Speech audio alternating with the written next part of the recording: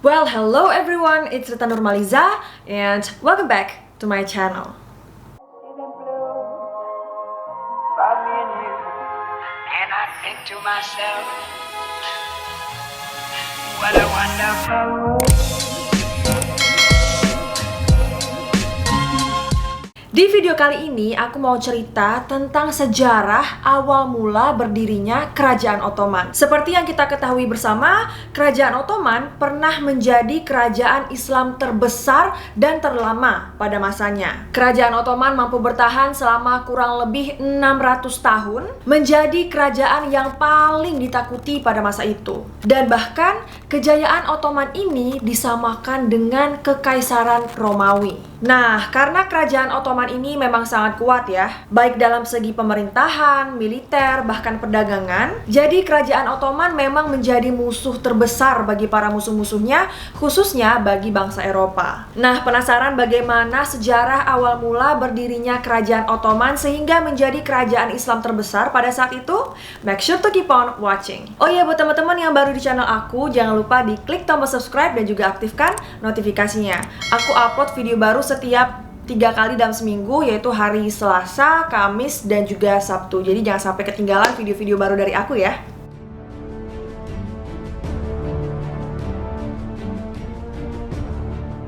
Kerajaan Ottoman atau sering disebut juga Kekaisaran Utsmaniyah yang berdiri pada 1 November 1299 ini merupakan kerajaan Islam yang bisa bertahan lama hingga 600 tahun lebih. Awal mula silsilah Turki Utsmani adalah dari suku Oghuz yang dipimpin oleh Sulaiman Shah. Pada waktu itu, mereka tinggal di sebelah utara negeri Cina selama 3 abad. Tetapi harus pindah dan meninggalkan daerah itu karena adanya serangan-serangan dari suku Mongol pada tahun 1219 sampai dengan 1220 Masehi. Akhirnya mereka pun pindah dan mencari tempat pengungsian.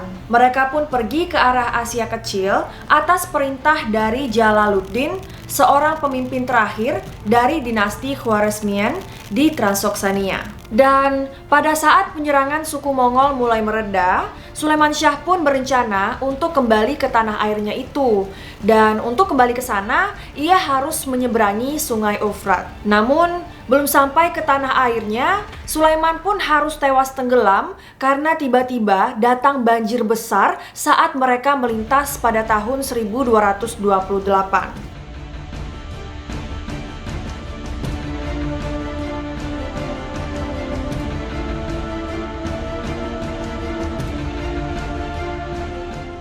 Sulaiman Shah pun tewas dan meninggalkan keempat putranya, yaitu Shungkur, Gundokdur, Ertugrul, dan Dundar. Shungkur dan Gundokdur yang berhasil selamat dapat kembali ke tanah airnya itu. Sementara Ertugrul dan Dundar masih menetap di Asia Kecil.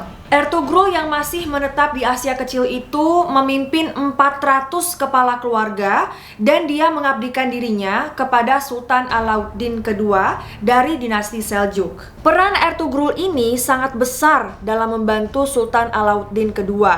Karena ketika peperangan menghadapi bangsa Romawi yang berkuasa di Romawi Timur atau disebut juga dengan Bizantium itu bisa mencapai kemenangan berkat peran Ertugrul di dalamnya. Dan sebagai ucapan terima kasih, Sultan Alauddin II menghadiahkan sebidang tanah kepada Ertugrul yang berbatasan dengan Bizantium. Dan sejak saat itulah Ertugrul terus membina wilayah barunya itu dan terus berusaha untuk memperluas wilayahnya dengan merebut wilayah Bizantium. Setelah Ertugrul wafat, kepemimpinannya ini diteruskan oleh anak pertamanya, yaitu Utsman atau Osman ke-1 yang diperkirakan lahir di pertengahan abad ke-13, kemungkinan tahun 1254 atau 1255.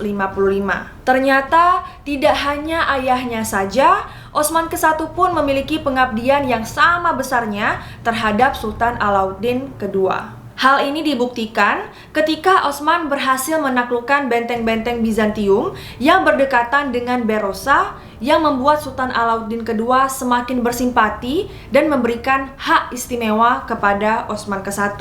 Bahkan Osman diangkat menjadi gubernur dan namanya disebut dalam setiap doa khutbah Jumat. Pada tahun 1300 Masehi, suku Mongol kembali melakukan penyerangannya ke wilayah dinasti Seljuk.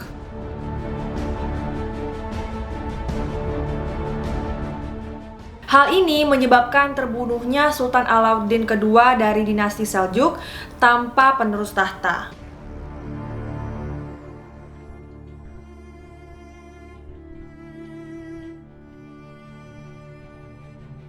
Maka dalam kekosongan itulah Osman memerdekakan wilayahnya dan bertahan dalam serangan suku Mongol. Osman pun segera memproklamirkan kemerdekaan wilayahnya dengan nama Turki Utsmani atau yang biasa kita kenal dengan sebutan Kerajaan Ottoman. Pada awalnya, Kerajaan Ottoman hanya memiliki wilayah yang kecil. Namun, dengan adanya dukungan militer yang kuat, jadi nggak butuh waktu yang lama bagi Ottoman untuk bisa menjadi kerajaan yang sangat besar dan bertahan dalam waktu yang sangat lama. Dan dengan segala kegigihannya, Osman ke-1 pun bisa membuat kerajaan Ottoman ini menjadi kerajaan yang maju, baik dalam segi pemerintahan, militer, dan lain-lain. Dalam masa pemerintahannya juga, Osman bisa menguasai banyak wilayah. Dan perang terakhirnya yaitu mengalahkan Bursa, sebuah kota di Turki sebelah barat. Walaupun Osman ke-1 tidak secara langsung terjun ke dalam medan perang, tapi keberhasilannya bisa menduduki Bursa membuktikan bahwa betapa pentingnya kedudukan kota tersebut sebagai pijakan untuk melawan Romawi Timur di Konstantinopel. Sepeninggalnya Osman ke-1 sekitar tahun 1323 atau 1324 Masehi, kedudukan kekuasaannya pun digantikan oleh anaknya, yaitu Orhan. Orhan merupakan anak kedua dari Osman ke-1. Ia lahir diperkirakan pada tahun 1281 di Sogut. Orhan pun kemudian menjadi penguasa Kekaisaran Utsmaniyah kedua yang berkuasa pada tahun 1323 atau 1324 sampai dengan 1362 di usianya yang ke-42 tahun. Dan pada masa pemerintahan Orhan inilah tentara Islam pertama kalinya bisa masuk ke Eropa. Orhan juga berhasil memperbaharui sekaligus membentuk 3 pasukan utama, yaitu tentara Sipai, yaitu tentara yang digaji setiap bulannya, tentara Hazeb, yaitu tentara yang digaji saat mendapat harta rampasan, dan tentara Janissary, yaitu tentara yang direkrut sejak umur 12 tahun. Dan tentara ini sebagian besar adalah anak-anak Yahudi yang dilatih dengan disiplin yang ketat.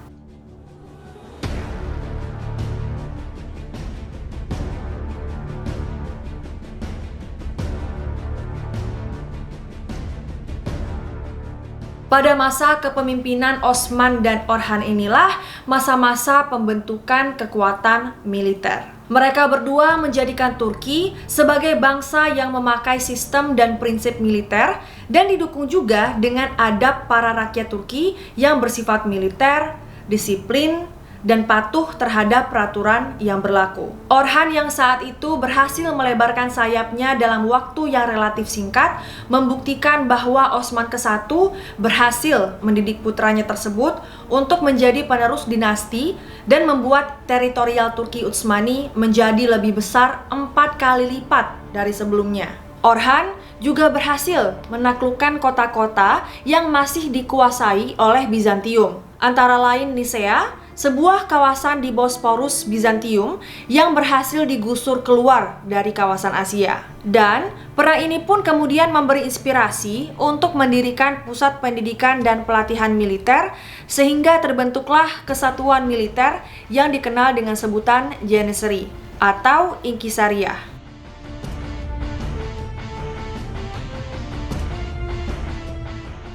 Orhanlah seorang penguasa Turki pertama yang berhasil membuat uang logam dengan cover wajahnya sendiri.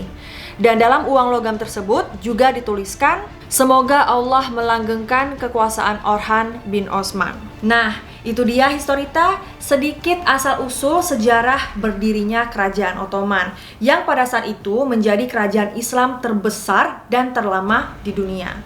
Tentu saja kesuksesan Kerajaan Ottoman ini berkat para pendahulunya yang sangat gigih dalam membangun kerajaan Ottoman sehingga menjadi kerajaan yang sangat ditakuti bagi para musuhnya. Alright, thank you so much for watching. Semoga video kali ini bermanfaat, bisa menambah wawasan kalian dan juga bisa menemani waktu kalian di rumah. Kalau ada informasi dari aku yang menurut kalian kurang tepat, silahkan koreksi aja di kolom komentar supaya kita semua bisa saling sharing dan bisa berbagi ilmu pengetahuan. Thank you so much for watching. I love you all and I'll see you in my next video. Bye! Jangan lupa subscribe!